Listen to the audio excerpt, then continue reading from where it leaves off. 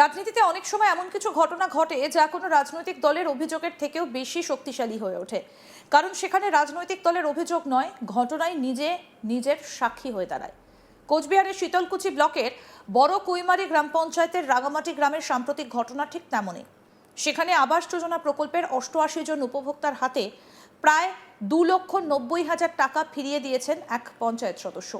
আর সেই ঘটনায় নতুন করে পশ্চিমবঙ্গের গ্রামীণ রাজনীতিতে বহুদিনের পুরনো এক শব্দকে সামনে এনে দাঁড় করিয়েছে, কাটমানি।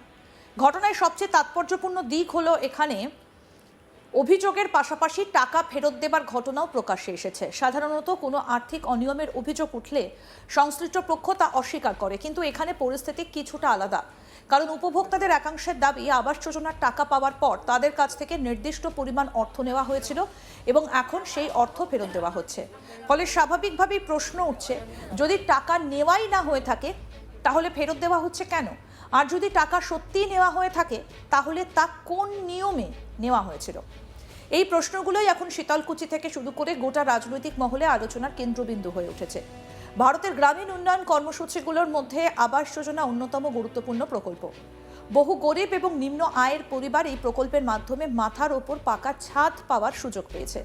সরকারি নথি অনুযায়ী এই প্রকল্পের উদ্দেশ্য অত্যন্ত স্পষ্ট।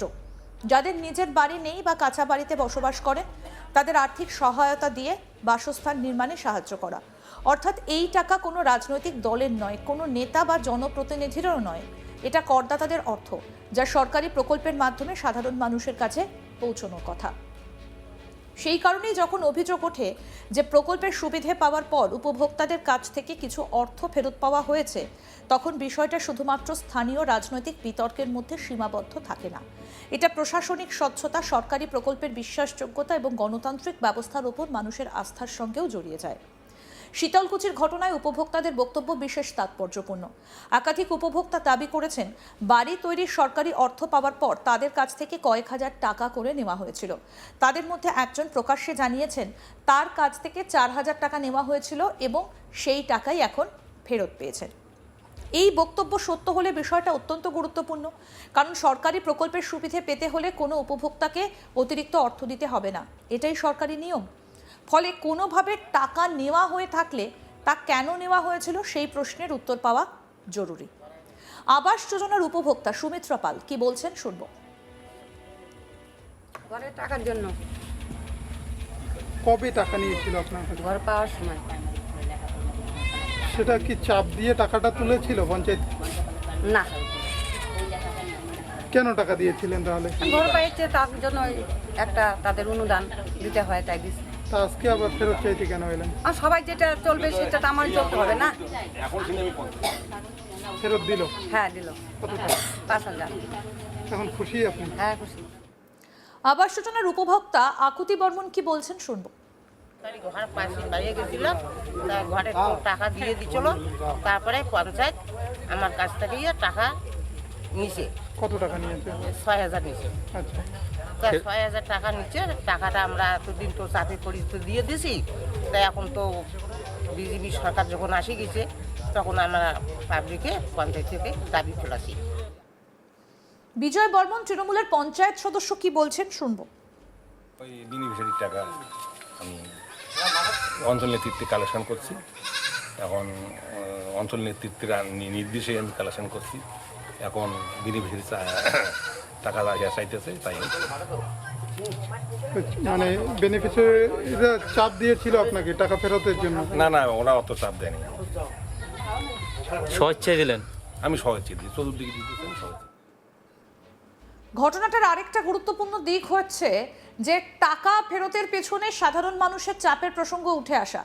দীর্ঘদিন ধরেই রাজ্যের বিভিন্ন প্রান্তে সরকারি প্রকল্পকে কেন্দ্র করে কাটমানি নিয়ে অভিযোগ, প্রতিবাদ, বিক্ষোভের খবর সামনে এসেছে। অনেক ক্ষেত্রে মানুষ প্রকাশ্যে অভিযোগ করেছেন যে সরকারি সুবিধা পেতে তাদের কাছ থেকে অর্থ দাবি করা হচ্ছে। এই বিষয়ে বিজেপির কি বক্তব্য উঠে আসছে, কি বলছেন রাহুল পাল বিজেপি নেতা শুনবো। হ্যাঁ, দীর্ঘদিন ধরে এই গ্রামের যারা জনসাধারণ তারা পঞ্চায়েত সদস্যদের চাপ দিচ্ছিল।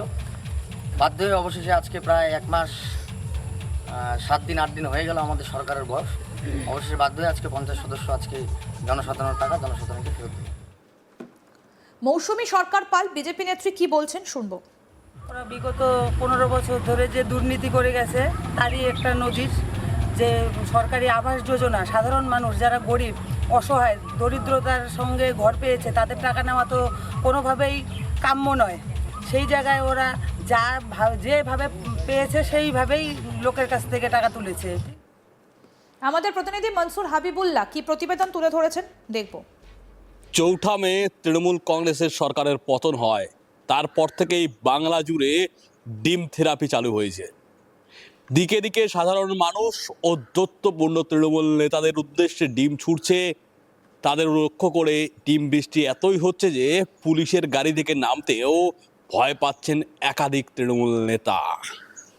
আর এই ডিম থেরাপি থেকে বাঁচার জন্য কাটমানিও ফেরত দিচ্ছে অনেকেই। কোচবিহারের শীতলকুচির বড় পৈমারির ঘটনা, প্রায় 3 লক্ষ টাকা কাটমানি ফেরত দেওয়া হলো গ্রামের বাসিন্দাদের। বাংলা আবাস যোজনায় এই কাটমানির টাকা তোলা হয়েছিল। প্রতিটি উপভোক্তার কাছ থেকে 5,000, 10,000, 15,000, 20,000 করে টাকা নেওয়া হয়েছিল। আর এই টাকা নেওয়ার এক নতুন গল্পও কিন্তু শুনিয়েছিলেন তৃণমূল কংগ্রেসের এক পঞ্চায়েত সদস্য। এখানেও কিন্তু একই কথা শোনা যাচ্ছে, অর্থাৎ অঞ্চল কমিটি ছিল, সেই অঞ্চল কমিটি থেকেই নির্দেশ আসতো কার কাছ থেকে কত টাকা নেওয়া হবে। সেই মোতাবেকই বুথের নেতারা ঝাঁপিয়ে পড়তো বাংলা আবাস যোজনার প্রাপকদের বাড়ি বাড়ি, আর সেখান থেকেই কাটমানি তুলে ভাগ করে নেওয়া হতো। এই রকমই কাটমানির ভাগের টাকা পেয়েছিলেন তৃণমূল কংগ্রেসের শীতলকুচির বড় কমিমারির পঞ্চায়েত সদস্য। সেই টাকা তিনি রিটার্ন দিয়েছেন। ঘনিষ্ঠরা বলছে, পচা ডিম ভাই বাড়িতে ঢুকেছিল, কে চায়? পচা ডিম ছোড়ার হাত থেকে বাঁচার জন্যই কার্যত আগাম এই পদক্ষেপ উপভোক্তাদের হাতে তাদের প্রাপ্য টাকা ফেরত দিয়েছেন। বাংলা আবাস যোজনায় 2 দফায় বেনিফিশিয়ারিরা টাকা পান। প্রথম দফায় 60,000 টাকা ঢোকে, পরের দফায় আরও 60,000 টাকা ঢোকে। এই 60,000 টাকা ঢুকতেই বাড়ি বাড়ি পৌঁছে যেত তৃণমূলের কাটমানি সিন্ডিকেটের সদস্যরা। কারো কাছে 5, 10, 15, 20 বা আরও বেশি টাকা নেওয়া হতো। অল্প টাকায় মন ভরতো না, টাকা কম দিলেই ছুঁড়ে ফেলে দেওয়া হতো। অসুস্থ মেয়ের জন্য জমানো টাকাও কাটমানি বাস তৃণমূল নেতাদের দেওয়া হয়েছে। এক্সক্লুসিভলি আজ তক বাংলার সামনে সেই কথা জানিয়েছেন এক মহিলাও। প্রধান স্পষ্ট জানিয়েছিলেন, কুচবিহারের ওই গ্রাম পঞ্চায়েতের প্রধান, কাটমানির টাকা না দিলে কোনো সই হবে না। 4 মে বাংলার আকাশে নতুন সূর্যোদয় হয়, আর তারপরেই কিন্তু বাংলার মানুষ তাদের অধিকার ফিরিয়ে পাওয়ার জন্য চারিদিকে বিক্ষোভ দেখাচ্ছেন। কোচবিহার থেকে কাকদ্বীপ একই চিত্র। তৃণমূল নেতাকর্মীদের বাড়িতে বাড়িতে বিক্ষোভ চলছে বাংলা আবাস যোজনার কাটমানির টাকা ফেরতের দাবিতে। আর ডিম ছোড়ার দৃশ্যটা সর্বত্রই কিন্তু দেখা যাচ্ছে। তৃণমূলের বাঘা বাঘা নেতামন্ত্রীরা ডিমের ঘায়ে ঘায়েল। ডিম থেরাপি ভয়ে অনেক নেতাই কিন্তু কাটমানি ফেরত দিচ্ছেন।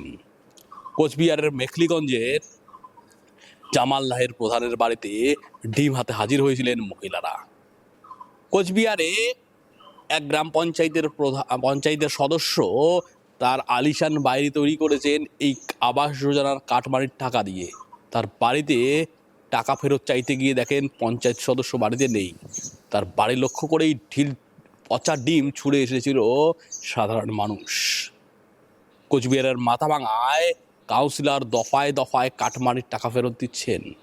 এবার শীতলকুচির গ্রাম পঞ্চায়েতের সদস্যও কিন্তু একই রাস্তা গ্রহণ করলেন। আরও আপডেট পেতে দেখতে থাকুন আজ তাক বাংলা, সাবস্ক্রাইব করুন।